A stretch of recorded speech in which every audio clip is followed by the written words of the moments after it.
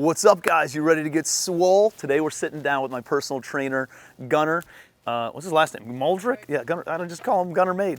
Hey, but we're gonna sit down with him. I train with him a few days a week here in Charleston, South Carolina. He's helped me put a little bit of muscle mass on. As you can tell, I'm a lot stronger when I go on the machine. It says my muscle. And anyways, but we're gonna sit down with him. We talk all about fitness, talk about sleep, talk about nutrition, all the health hacks that busy entrepreneurs like you and me can implement in our lives, easily implement into our lives to live a life that just we feel better, we're more energetic, we're happier, check all those boxes, right? And then I'm really impressed by what he's been able to build in his business, really what his girlfriend has built or his fiance has built for him, that we're not gonna take it away from him. You're gonna meet Q also. But I want to talk about his business. I mean, he's 24 years old. He's built this incredible business, this incredible following, this incredible brand here in Charleston, South Carolina in the fitness world. And it's really, really impressive what he's been able to do in just a span of a couple of years. So I think you're gonna get some big takeaways on the business side, and I know you'll get some on the health side. So let's go sit down with Gunnar.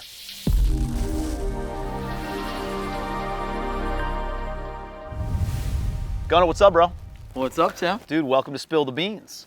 So we are here in beautiful Charleston, hanging out in the park on a nice sunny day, and it makes me want to be healthy.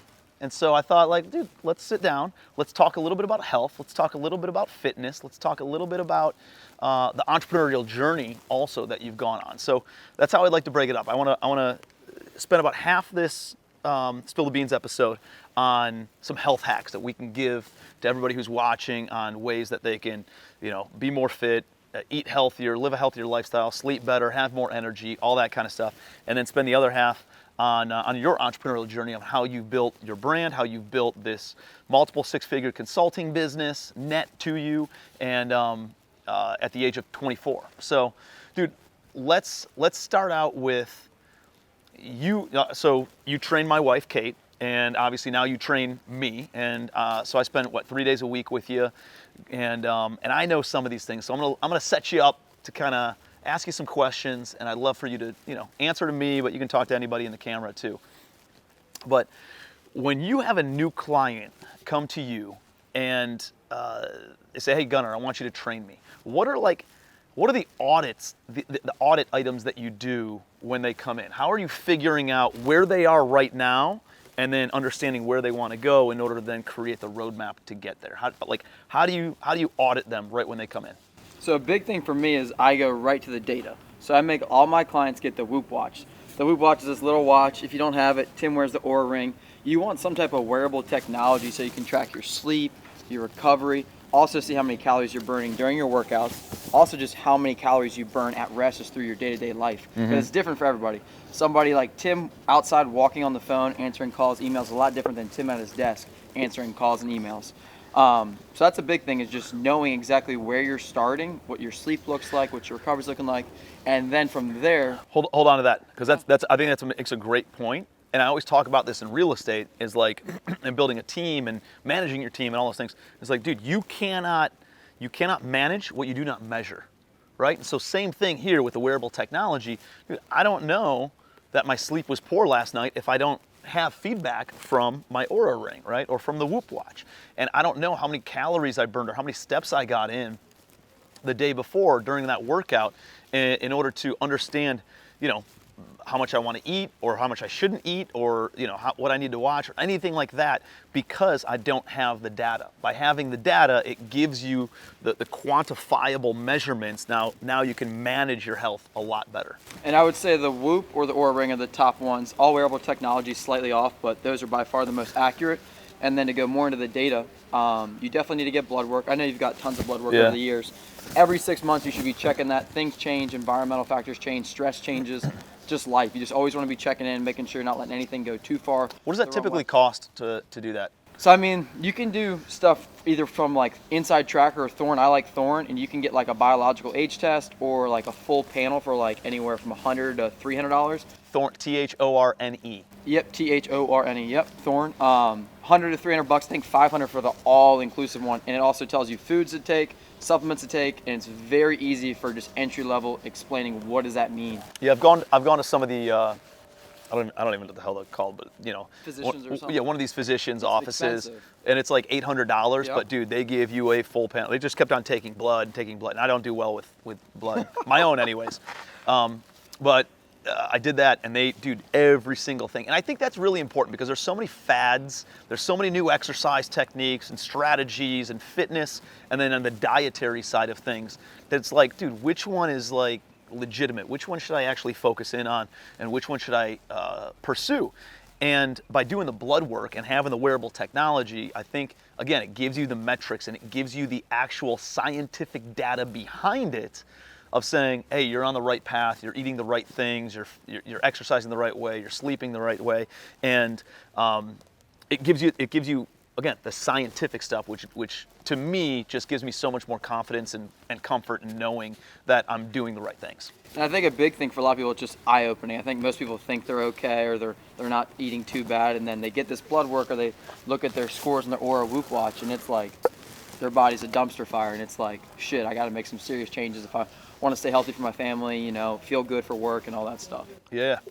So, all right, so somebody comes in, they get the wearable technology. Now you can see kind of where they are right now. And What level they are as far as fitness and just what they're doing when they're not with me, because that's the biggest thing. I think training's only a small little, like I would say, probably 10-20% of the overall picture. Right.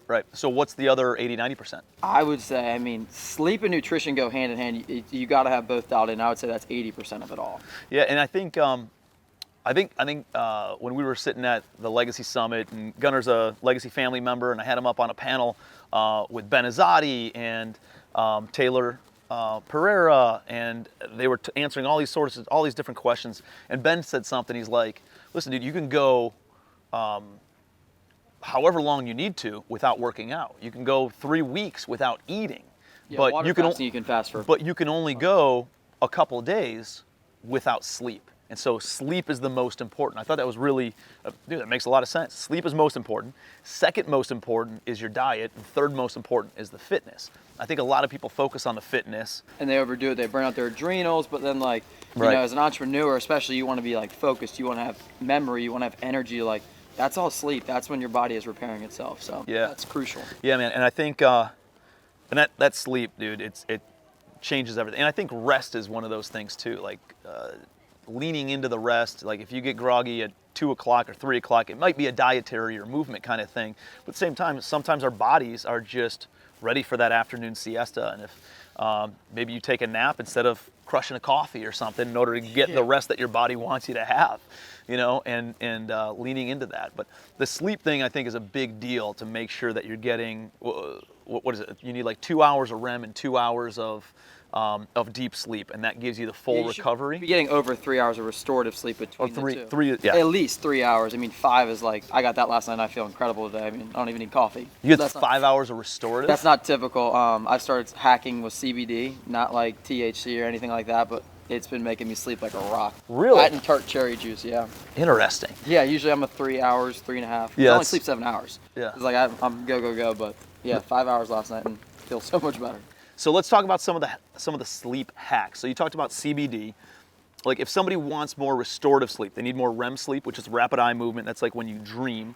And from what I understand, that's like all brain activity. That's like regenerative on your brain, restorative on your brain, and making sure that your memory's better and you can think better and you're less brain fog and those kinds of things. And then the deep sleep is like the rest of your body and making sure you're good to go energy level wise. Building you back up. So give me some hacks on how we can have better sleep. So, I mean, for starters, I would not eat 3 hours before bed, 2 hours minimum. Why?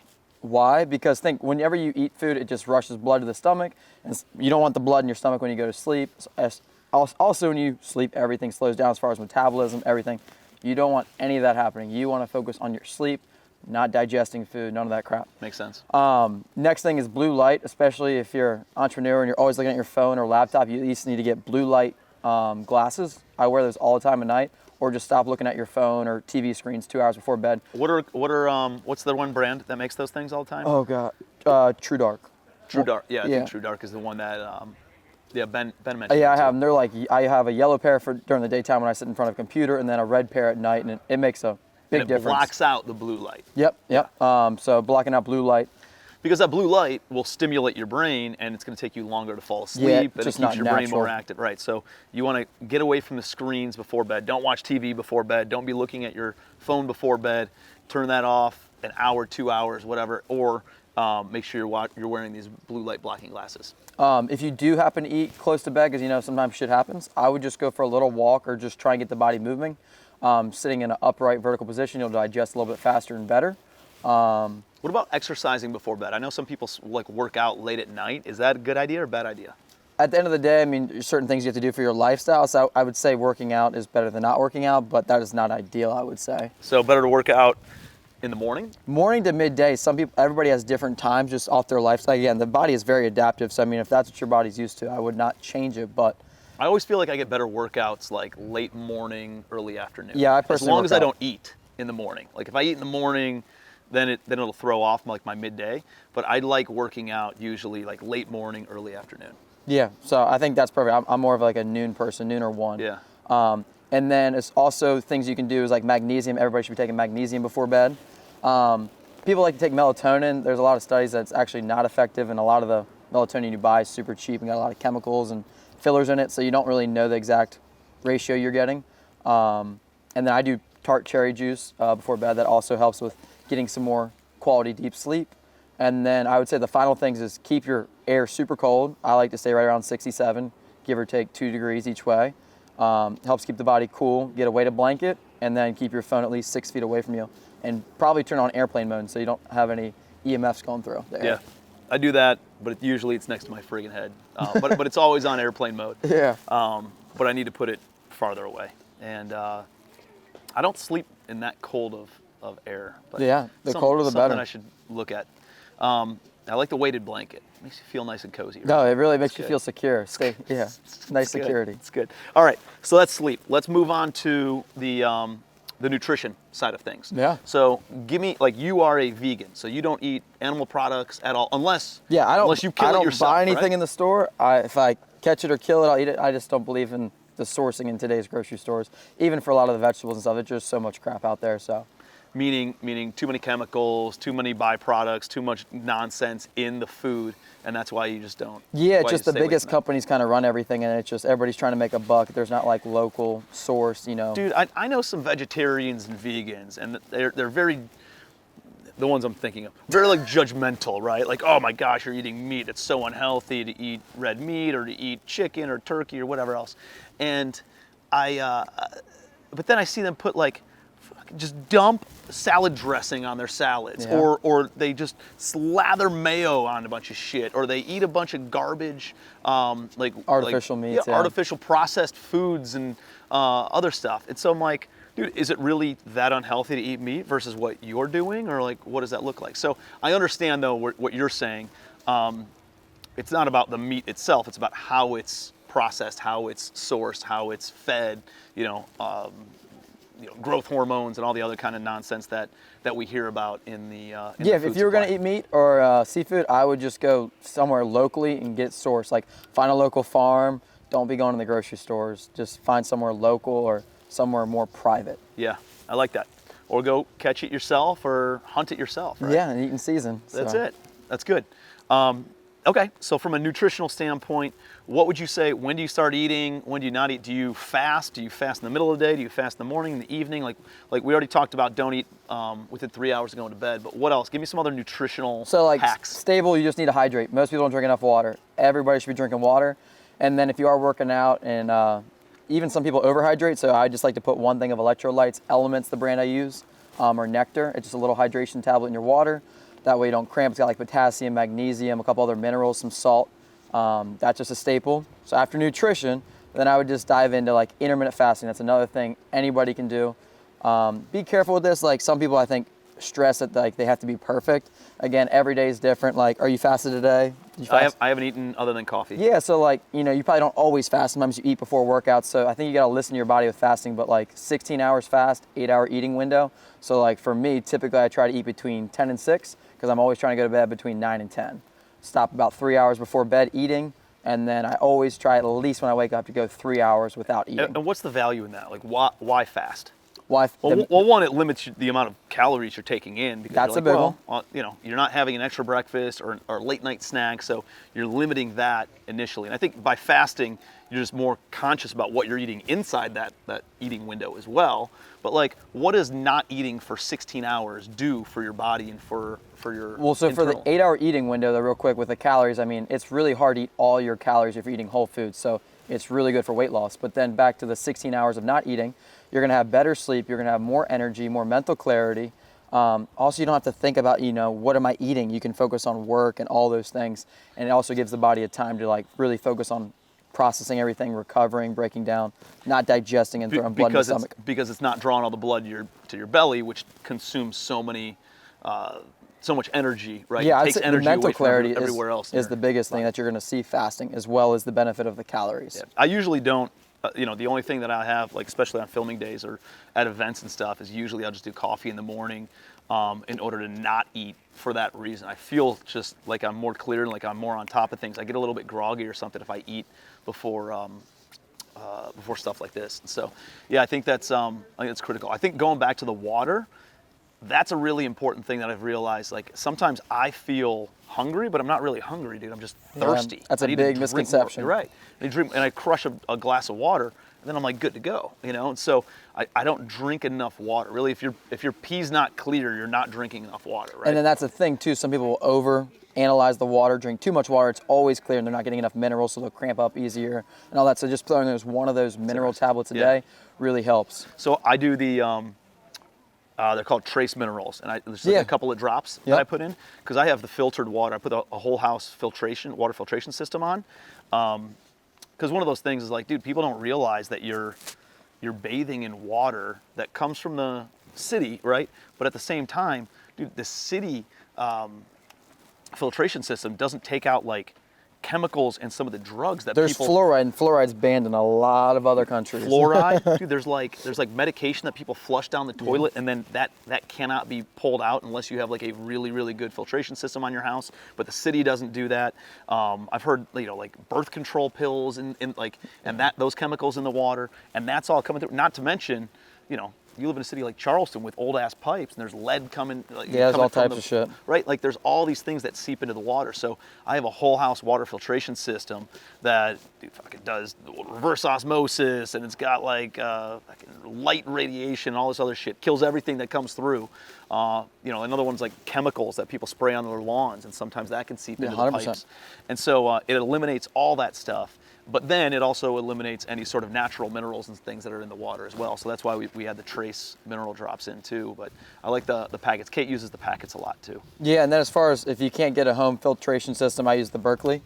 It's right off Amazon. It's a water filter. You can literally put tap water or regular water in there, and it definitely filters it. And then if you can't, and what do you just pour it in one of those? Yeah, it's like it's a big like, stainless steel thing that it just sits right on my countertop. I drink room temperature water. It's a lot easier to digest, and yeah. But dude, like I did the Aquasana thing, and the first one that I got was like $1,000 or something, and I paid a plumber $200 or $300 in order to install it, and then like I never had to worry about it again, and it was like good for 4 or 5 years or something before you had to replace any of the filters. It pays for itself easily. But not only are you drinking it, but think about, dude, you're brushing your teeth with filtered water as opposed to the other water, right? You're showering. You're showering. Your skin and absorbing. You're putting all this water on you, like, and hot water with your pores opened up, like it's all coming on you all the time.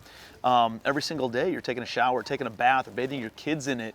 And like I wanted the whole house water filtration instead. I maybe feel a little bit better about that. But yeah, I get that from a water standpoint. Make sure you're drinking enough water. Talk to me about counting calories. How important is it to count calories and make sure that, you know, you're consuming less than what you're burning on a daily basis? So I mean, if you really want to see fast results and see drastic changes, you have to track. It's like you have to know, and I'll use like the same analogy I did at the summit. Like if you want to know your investments and like what your ROI is, you have to actually track things. So you have to scan your foods. You have to know how many calories, how many proteins, carbs, and fats are in all your foods. And is that sustainable? I don't think necessarily, but at least for 1 month to understand what a calorie is, where you get proteins, carbs, and fats, and kind of what's in the foods you're eating, you need to establish a baseline. So when you say scan, like, is there an app that you use in order to scan products in order to understand all those metrics? Yeah, so like I said, I use the Whoop Watch for like overall body encompassing everything, and then I use the Carbon Diet Coach on my phone to scan all my foods, count my calories, macros. Is that free or does it cost something? It's like $9 a month, but the cool thing about that, and the reason I like paying for it, is you can actually plan out things. So like, you don't have to be perfect. You can plan out a cheat meal or like date night with the wife or, you know, business meetings. So you can plan to have those cheats, drinks, food, whatever it is. Yeah, I think where we get caught up is it's like, dude, I got to do this forever, and it feels like a full-time job figuring out what I can eat and what I can't eat and all this other stuff. And when I realized, like, let me just go through the pantry, eliminate all the shit, right, and then go to Whole Foods and like the Thrive Market and like some of these other online resources that have like clean, organic type foods, and let me understand what I want to eat and just replace it with the healthy things, the healthy versions of the things that I was already eating or I like to eat, and create new meals. And I did it for like a month and a half, 2 months, whatever it was. And then it's like, okay, now I just reorder the same shit all the time. Yeah. And I don't have to think about it anymore because I know I've already done the homework on the things that make sense and are the healthy things for me to eat, you know? And the biggest thing with that is like, when you clear out the pantry and all that, like, you got to really change your habits in order to change the lifestyle to see the results. I think a lot of people try and just go drastically and say they're going to do it, but it's their habits that are messing them up in the long haul. They're, you know, not sleeping, so their hunger hormones are all messed up. They're having these little cheats, so it's messing up their gut microbiome. So I think just slowly doing it and doing it right's the key. What about alcohol? Alcohol shit. If you're gonna do it, try and find sourcing. I know Ben Azadi said do dry wines. I don't drink at all personally. My body feels like shit. I think you've limited drinking a lot too, right? Yeah, dude, I rarely drink. The thing is, like, whenever I do drink, it's usually in a social setting, and there's usually cameras on me, so people think I drink all the time. But like, I only drink at events for the most part. Like, I don't go home and have a beer. I don't have a couple. Like, I rarely drink on the weekends at all. Occasionally, I'll have a couple of drinks or something if I'm hanging out with some friends. But for the most part, man, I drink once, twice a month. And that's about it. But when I drink, I usually get hammered. And that's fine. And so, like, you know, have balance with it. You know, maybe not always get hammered, but I would definitely try and hydrate before bed. Not always, twice a month. Yeah, twice a month. You know, that's fine. Coming from the legend himself. But I would highly recommend hydrating early morning. So having those tablets, trace minerals, trying to get liquids back in the body as fast as possible. But just realize alcohol has 7 calories. Whereas like a carb has 4 calories, protein has 4 calories, and fats have 9. So alcohol, really? Yeah, alcohol's 7. Really? Yeah. Even if I make vodka soda. It's still. All right. You're not getting around it. All right, dude, I get it. So so CBD seltzers, or like, you know, there's Delta 8, Delta 9s, which are like THC seltzers. They're like 5 or 15 calories, so they're not getting as many calories. Also, they kind of give you a buzz feeling. It's just different than drinking. Yeah. So there's tons of alternatives in today's world. Mushrooms are up and coming, so. Do a little micro dosing. Yeah, and, microdosing. Make yourself, yeah. And you don't get the hangover, right? Yeah, So, there's no hangover. depending on the state that you're in, you got to be careful with that stuff. Little disclaimer for the attorneys. Make sure that the state allows you to do anything else that's up and coming, as he says. All right, cool. So we hit on a lot of the sleep items. Yep. And sleep elements. We hit on a lot of the nutritional elements. Let's talk about fitness side of things. Like, what are the things that people could start doing in order to up their fitness right now? Like, what are some health hacks, fitness hacks that people can implement in order to just like start burning more calories? So again, like, you just want to get some habits. So like, if you're always sitting down and working at the computer, get a standing desk. Like, get a little treadmill underneath that desk too. You can literally do everything you do walking 1 mile per hour. It's going to become natural after about a week. And dude, by the way, like, I never realized this until I went to the gym. I mean, shoot, I was probably 24, 25 years old, and I go to the gym, and, you know, they put all the treadmills in a row, and I go on one of the treadmills, and I'm running, okay? And so I'm running a 7-minute mile, 7.5-minute mile, whatever it was. And I run like 3 miles. And the woman next to me was on there, got on the exact same time that I did, and she walked at like, I don't know, a 3-degree incline or something, and was walking at 3 miles an hour, you know? And so I'm running for for 20 minutes and she walks for 20 minutes. And when we were both done, I looked at how many calories I burned and how many calories she burned. And I burned like an extra 30 calories than she did. And I was like, dude, that's the power in just moving your body though. That's the power in just continuously moving. Like obviously I had more health or more heart and cardio impact than she had. She was going 3 and you're going like 5 miles an hour, like a little speed walk. Dude, I was running. I was like sprinting, and she was like, but she was walking at an incline, and I don't know, but was going half the speed that I was, and or less than half, and we burned almost the same amount of calories. But it was like such an epiphany for me of, dude, just move your body, right? 100%. Just keep on moving, stay in motion, stop sitting, stop being lethargic, stop being sedentary. Like you gotta keep moving around, and as long as you keep on moving, dude, you burn so many calories as you're moving. But as soon as you sit and you stay seated, it ruins your metabolism. And then I like one thing that Tim does is whenever you get on calls, go for a walk. Tim's fortunate enough to have a beach in his backyard, so he walks the beach, but literally just start walking. Just walk around your house, walk around outside. You just gotta stay moving. And you'll burn so many calories. I mean, I think one day you had a bad day, answered a bunch of calls. I mean, how many miles did you get? It was 30,000 steps. Yeah. So I don't know how many miles that is. So it's like, I think 5,000 is roughly a mile. So I mean, you're talking 6 miles. Dude, that's 5,000, dude. It's like 2,000 or 3,000 steps is a mile, right? It depends on your strides. I mean, so again. Dude, I mean. Okay, so let's just say 2,000. Jed, how many feet are in a mile? 5,200. 5,280. 5,000. 10,000 steps. So it'd be like on Fitbit. It says 10,000 steps is 5 miles. Okay. 10,000 steps is 5 miles. So you did 15 miles. Let's call it 3 miles. I think I did at least because I could measure it because you must have been speed walking. Okay. The roads are every block is a tenth of a mile on Isle Palms, and so I know that when I went back and forth, I know it was at least 10 miles. I don't think it was 15, but dude. Yeah. Tell me you're having a shitty day without telling me you're having a shitty day. And I fucking hop on a phone call and I walk 12 miles. But that was your whole exercise today. I mean, you really wouldn't have to exercise after all the calories you just burnt. Dude, it was, on my Oura ring, it came back. It was like, dude, 100 out of 100 for your movement today. You know? And just walking. And that's one of the things, dude, my dad lost over 100 pounds. He was overweight for, I don't know, my entire childhood until I got engaged. And he was like, you know what, I want to lose this weight before Tim's wedding. And so he stopped eating before bed. Yep. I mean, he also ate a block of cheese before bed, like for my entire life. And then he stopped eating a block of cheese and he stopped eating before bed. Yeah. And then he fasted just for lunch. So he would eat breakfast, not eat lunch, and then he'd eat dinner. That's like a calorie restriction hack, yeah. It's more of a calorie restriction, yep. And then dude, he just started walking a mile. And then he started walking 2 miles a day. And then he started walking 3 miles, 5 miles a day. And in the wintertime up in Cleveland, Ohio, he'd go to the mall and just walk around the mall and get his steps in there. That's awesome. And he didn't like treadmills or anything like that. He would just go outside and walk outside's outside. best, 100%. For sure, man. You get the vitamin D and the sunlight and everything. And dude, he lost over 100 pounds in less than 12 months. Like people thought he was sick because he lost so much weight in such an abbreviated amount of time. And it's just remarkable.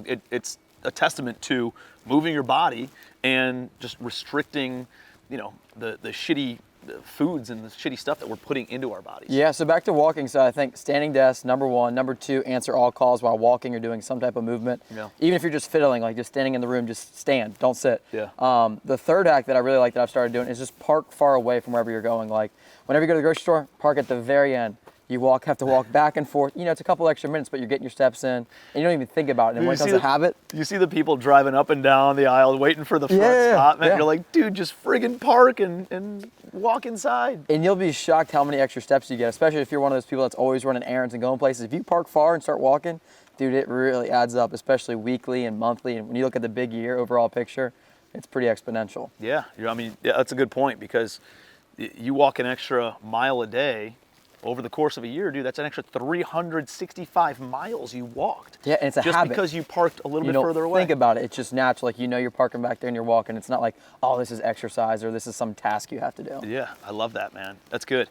So as far as, so those are good like life hacks and just movement hacks of what the everyday looks like. What would you say when if they want to actually go and lift weights or they want to do cardio or they want to go and work out, like what are some important things to remember when they're going and doing that? So, cardio is good. I would say if you're definitely on the heavier side, I would probably do more low intensity cardio. You don't want anything like high intensity, like running's kind of high impact. Whereas if you do an assault bike or a rower, it's still high intensity but lower impact because it's like every pound of weight you have, I think it's like 3 pounds of pressure on each of your knees. So that's why a lot of these people, especially as you get older, have a lot of knee problems. Yeah. You know, their joints just can't handle that extra weight. So just doing high intensity, lower impact machines. And then if you're trying to build muscle is the only thing that's going to burn calories at rest. So, you know, cardio, you know, once you do it in that time, it's really just burning calories at that time. So if you're trying to, you know, burn more calories at rest, like Tim's put on a ton of muscle. So that's going to be like hypertrophy style training. So lifting heavy weights around 8 to 12 reps, very nice, slow and controlled form. But anybody new getting into it, I would just say stick to machines. Like instead of going to free weights or barbells, like this isn't sports or anything, and this is like a longevity, hopefully, thing you're going for. I mean, you want to just use machines, low impact. And Tim can vouch for this. You can still do very high intensity on machines. Oh, dude, I mean, you can still use a lot of weight, but the thing is, it's just safer too, right? And that's it's the like, key. Dude, I've seen people, you know, and it's happened to me where like my wrist gives out, or like I had a tweak in my shoulder. I remember when I was in college, and like, dude, when you're holding a friggin' weight, you get all worried because now you're gonna drop it. But if you're on a machine, right, there's a lot less likelihood that you can get hurt in that regard. Yeah. So as far as workouts, again, don't overdo it. Like listen to your whoop, listen to your recovery. I think less is more, just a couple days a week, and you want to create something that you can do consistently. I don't care if you try and jump in, don't do 5 times a week. Yeah. Just do 3. You can always make 3 times a week, or, you know, just make it 30-minute sessions.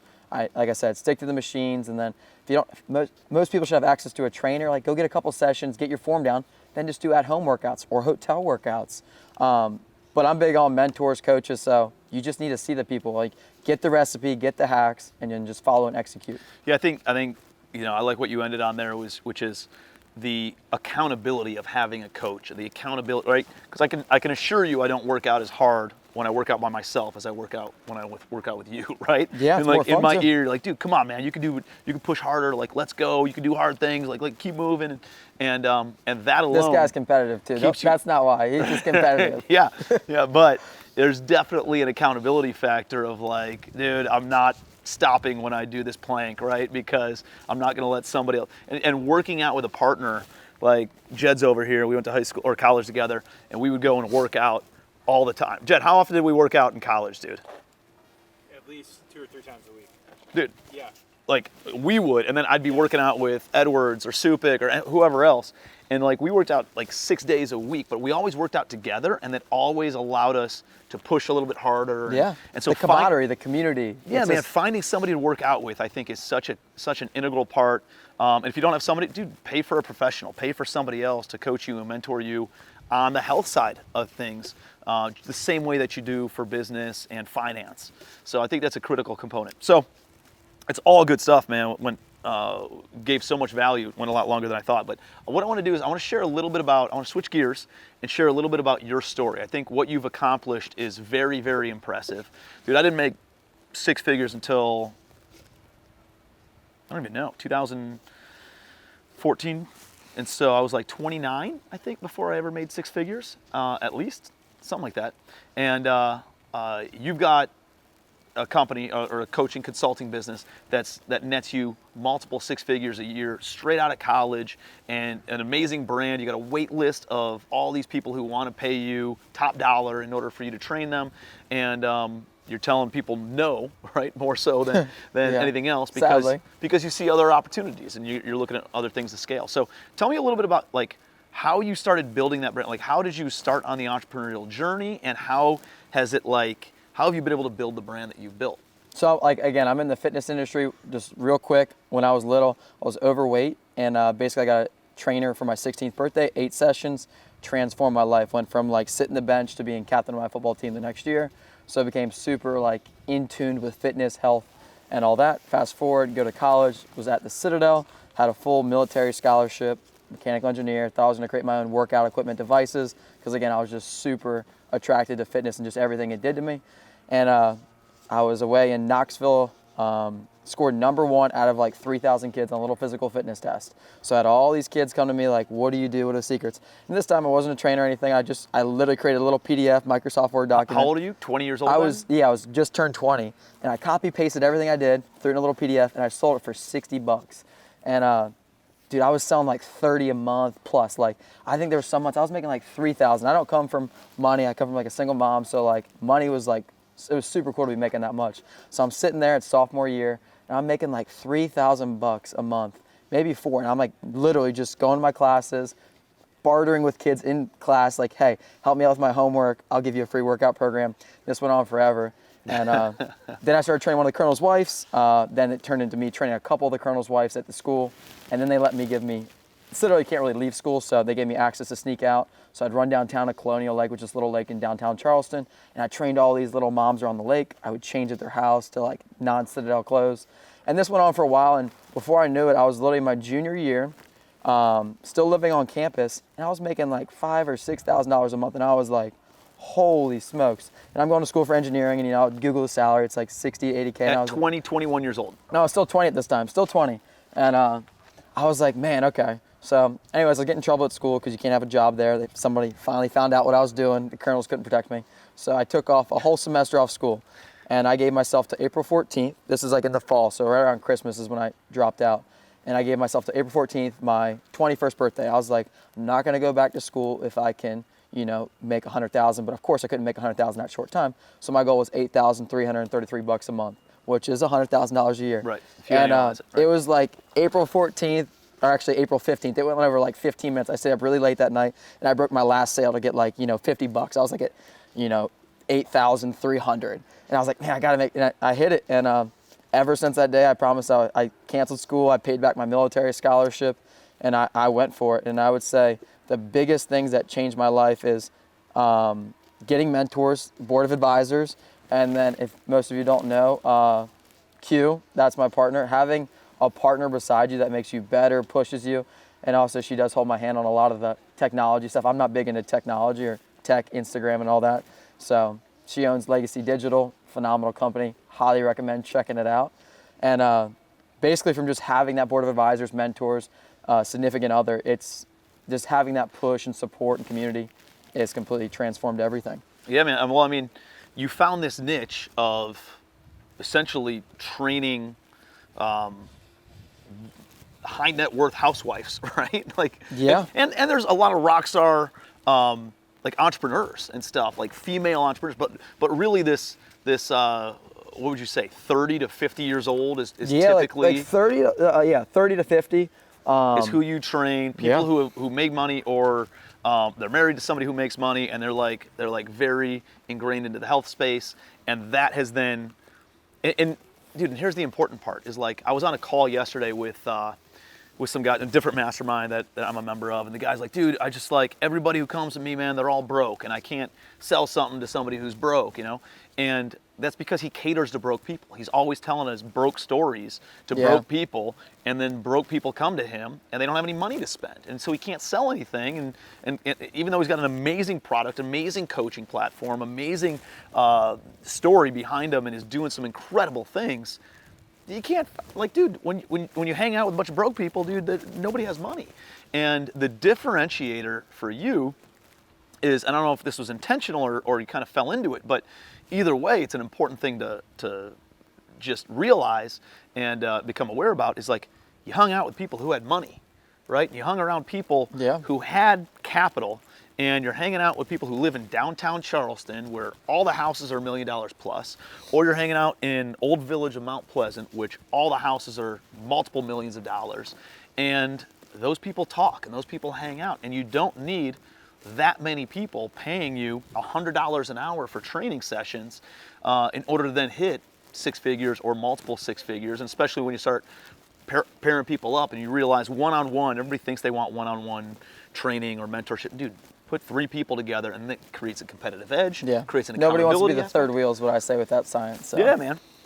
But it allows you to then now scale your hours, right? Instead of thinking one-to-one, you're thinking one-to-many, and it allows you to now scale your business. So you've been able to now take on more clients with fewer hours and make more money because of doing some certain things like that. And I think those are all critical components as you're looking to scale your business. I'm not asking how do I make dollar for dollar or hours for dollars Instead, I'm thinking, how do I make a multiplier effect? I can't just do more. That's addition. I want to figure out the multiplier. How do I do one to many, right? How do I do things that are evergreen, which is like when you created GoalHouse, right? Correct, yep. And so GoalHouse is something, well, you explain GoalHouse. So GoalHouse is like an online fitness portal that encompasses everything from nutrition, fitness workouts. All the workouts can be done at home, travel, gym, busy entrepreneur. You can do it literally anywhere. It's also got recovery hacks that you can all do from home. You don't even need to go to a recovery studio. It's got partnerships with meal prep companies because nobody wants to cook. It partners up with the Whoop Watch, right? Yeah, so like now they can look at what their data is, and then it'll set up their workout for that day. And we have right? a custom GoalHouse Whoop group, so you can actually compete against myself and everybody else in the GoalHouse group. Yeah. You can see their names. Also with Thorn, so like you can get your blood work done at a discount. I think we have like a 35% off discount with Thorn through GoalHouse. So basically, this brings everything to your fingertips. Like, you know, there's so much shit out there. So just to have one portal where you can go, just look for your questions, answers. And what is that? Like $1,000 or something? Yeah, it's $1,200 for the whole year and $150 month to month. And if you think you don't want the lifestyle and all the back end nutrition stuff, you can just get the workouts for $120 for the year. Dude, yeah, I mean, it's a no-brainer, especially like the accountability piece, especially for busy entrepreneurs who utilize that, who aren't local, right, to Charleston. If you're local in Charleston, hit them up. But if you're not local to Charleston, like that's a great way to kind of create community and be able to create accountability across the board on all that stuff. Yeah, I highly recommend checking it out. If you shoot me a DM, I'd be more than happy to talk to you about it. GoalHouse_, all right, on Instagram. GoalHouse_ on Instagram. It's good, man. Well, I think it's really impressive. I think you've done some really cool stuff in business. I think you're just getting started. I know we've had a lot of discussions about like what's next and what some of those things look like, but I think it's really important to have that fast money that comes in, which is what you're coaching. Fast and consistent, just something that's, you know, right. And now you got your baseline, which now, dude, you know your bills are paid, you know the house is covered, you know the cars are covered, you know the food's covered, you know your travel and your lifestyle, like all that stuff's taken care of. And I think once you get to a point where you're making a certain amount of predictable income, now you can focus on building your fortune, you know, which I know that you're looking to invest in real estate or looking to scale the GoalHouse brand Yep. or looking to scale some other kinds of things that can then take you to the 7 and 8 figure marks. As opposed to the multiple 6-figure net, which is still amazing, dude, especially at the age of 24. You're fucking, you know, whatever, 8-9 years ahead of me from where I was. One of the biggest things, I mean, some of like the hacks that I've learned from my mentors being in the service industry, instead of, you know, charging $100 an hour, I make my clients pay for my time. So if Tim wants to train with me, Tim doesn't just pay for the days he's training, he pays to hold that time. So Tim has literally 11:45 every Tuesday, Thursday, never gonna replace him, never gonna give it up, but he pays to hold that time. So that's something that's been super cool because a lot of my clientele, they are the higher demographic. They like to travel, things come up, you know, they might get a facial or something, they can't work out. They're paying to hold that time. So it keeps commitment. It's not for the workout, quality. It's for the actual time. Like yeah. He's not taking other clients. I need to make sure that I'm reserving that time. So that's pretty much, I know I make the same amount every month. So again, back to that consistent income and knowing what I can invest, what I can save. And then recently at 20, I think I was 22, I got a financial advisor just to start going through my books, seeing things I could cut out. One of our buddies we work out with too, Mike Wilkinson, he's like the saving guy. So between those two, I've really, you know, went through and cut out all these things I'm just wasting money on, really focusing on the long haul. Like, I don't need that couple thousand now, I'm 24. Like, when I'm 50 is when I really want to see the money. Also, with Tim, you know, just really trying to focus on the real estate, going to the masterminds, networking, getting out there out of my comfort zone. That's been huge to me. And then all the time, I'm like, after work, I have to be like, Tim, I got a question. So just having those people, I think you can just rely on, count on, and just almost like a soundboard. Like, you know, everybody's got shit in their life. Everything happens. It's just nice to have people that know you and are looking out for your best interest. I think it's huge. And dude, you've put yourself around people with money and people who are further ahead than you are, and you're able to borrow their belief, borrow their confidence, borrow their experience, right, and implement these things and not make the same mistakes that they made, right? Act on the advice that they give you, and that's why you're having these massive strides forward in business and in life. So two more real quick. It's amazing. If I got a sec. Chris Lamb has helped me a ton. This is a guy in Legacy Summit as well. With my credit, I always paid cash. I thought cash was king, as like I told you. I didn't come for money, so I always thought green cash was king. I had no idea that meant like, you know, bank money and credit cards. So anyways, I went from like in the 600s, I'm like 770, 780. Chris Lamb also helped me get close to $100,000 in business lines of credit at 23, 24. So that's something that I never even knew about that life. So again, without that mentor or that expertise, I would never have that. These are all legacy family members in the mastermind, right? It's like, we got the network, you just got to be there. You got to be in the mastermind. So if you're not part of legacy family, you should be. You are truly missing out. I mean, everybody's so nice. I mean, I think the coolest thing is, Tim said this, like, you know, your tribe is like your vibe. So like when you go to this summit, it's not just, you know, all these people with big watches, money. You might see a couple people that be flashy, but it's like the 1% in the room. Like 99% of that room is like, you're talking to somebody and you're like, you do how well, or what do you have? So it's super cool just how humble, helpful, and just how nice everybody is. I mean, I'm not even in real estate, and like I always feel welcomed, and no question's a dumb question. Yep, it's good, man. Well, dude, congratulations on your success. Proud of you, man. Love that you're just getting started. Can't imagine what the next 5, 6, 7, 10 years look like for you. So excited to watch the journey, bud. I appreciate it. Thanks for having me. Boom. Hope you guys took some notes on that. Hopefully you got some great takeaways on all the different health hacks that Gunnar shared, all the different business hacks that he shared as well. Make sure you're connected with him. Check out GoalHouse. Like it's super, super high value for the price point. And if you're ever in Charleston, you guys want to come and work out, we do an open track workout every Sunday morning at 8:30. Would love to have you and get in a little foot race with you. So appreciate you guys being here.